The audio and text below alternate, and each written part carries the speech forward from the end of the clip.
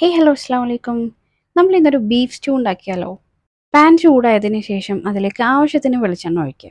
അപ്പോഴേക്കും നമ്മളുടെ ഇഞ്ചി വെളുത്തുള്ളി പച്ചമുളക് പേസ്റ്റ് ഒന്ന് റെഡിയാക്കി എടുക്കാം കേട്ടോ. എണ്ണ നന്നായി ചൂടായതിന് ശേഷം അതിലേക്ക് ഏലക്ക പട്ട ഗ്രാമ്പു കുരുമുളക് ആഡ് ചെയ്യാം. ശേഷം നമ്മൾ അരച്ച് വെച്ചിട്ടുണ്ടായിരുന്ന ഇഞ്ചി വെളുത്തുള്ളി പച്ചമുളക് പേസ്റ്റ് ആഡ് ചെയ്യാം കേട്ടോ. ഞാനിവിടെ 1 kg ബീഫിലേക്ക് എടുത്തിട്ടുണ്ടായിരുന്നത് 2 വലിയ ഉള്ളിയാണ്.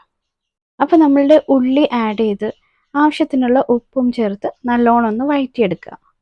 ഉള്ളി നന്നായി വഴന്ന് വാടിയതിന് ശേഷം നമുക്കതിലേക്ക് കുറച്ച് പൊട്ടാറ്റോൻ്റെ പീസുകൾ ആഡ് ചെയ്യാം കേട്ടോ. അത്യാവശ്യം വലിയ പീസസ് ആക്കി ആഡ് ചെയ്യായിരിക്കും നല്ലത്. അപ്പോൾ പൊട്ടാറ്റോ ഒന്ന് റോസ്റ്റ് ചെയ്തതിന് ശേഷം അതിലേക്ക് നമ്മളുടെ ബീഫും ആഡ് ചെയ്യാം.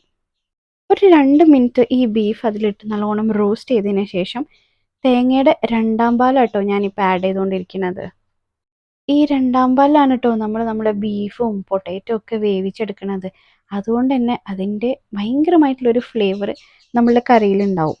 ആവശ്യത്തിന് കറിവേപ്പിലയും ആഡ് ചെയ്ത് ചെറിയ തീയിൽ 2 വിസിൽ അടിച്ചപ്പോഴത്തേക്കിനും നമ്മളുടെ ബീഫും പൊട്ടാറ്റോ ഒക്കെ പെർഫെക്റ്റ്ലി കുക്കായിട്ടുണ്ട് കേട്ടോ. അതിനുശേഷം നമുക്ക് ഇതിൽ ആഡ് ചെയ്യാനുള്ളത് തേങ്ങയുടെ ഒന്നാം പാലാണ്. അതിൻ്റെ കൂടെ തന്നെ നമ്മൾ ആഡ് ചെയ്യുന്നത് കുറച്ച് കാഷ്യൂനട്ടും തൈരും കൂടെ നന്നായിട്ട് പേസ്റ്റ് ആക്കിയിട്ടുള്ള ആ ഒരു മിക്സ്ചറും കൂടാണ് കേട്ടോ. തൈര് ആഡ് ചെയ്യുന്നതുകൊണ്ട് തന്നെ നമ്മളെ കറിക്ക് ചെറിയൊരു പുളിയും കിട്ടും. മാത്രമല്ല കാഷ്യൂനട്ട് ആഡ് ചെയ്യുമ്പോൾ നമ്മളെ ആ ഒരു കറിക്ക് ചെറിയൊരു തിക്നെസ്സും വരും. ആവശ്യത്തിന് മല്ലിയിലയും കറിവേപ്പിലയും ഒക്കെ ഇട്ട് ഗാർണിഷ് ചെയ്യാം കേട്ടോ. ആവശ്യത്തിന് പെപ്പർ പൗഡറും ആഡ് ചെയ്തിട്ട് ചെറിയൊരു തിള വരുമ്പോഴത്തേക്കും കറി ഓഫ് ചെയ്യുക. അപ്പോൾ നമ്മളുടെ അടിപൊളി ബീഫ് സ്റ്റൂ റെഡി ആയിട്ടുണ്ട്. നിങ്ങളെല്ലാവരും ഒന്ന് ട്രൈ ചെയ്ത് നോക്കണേ.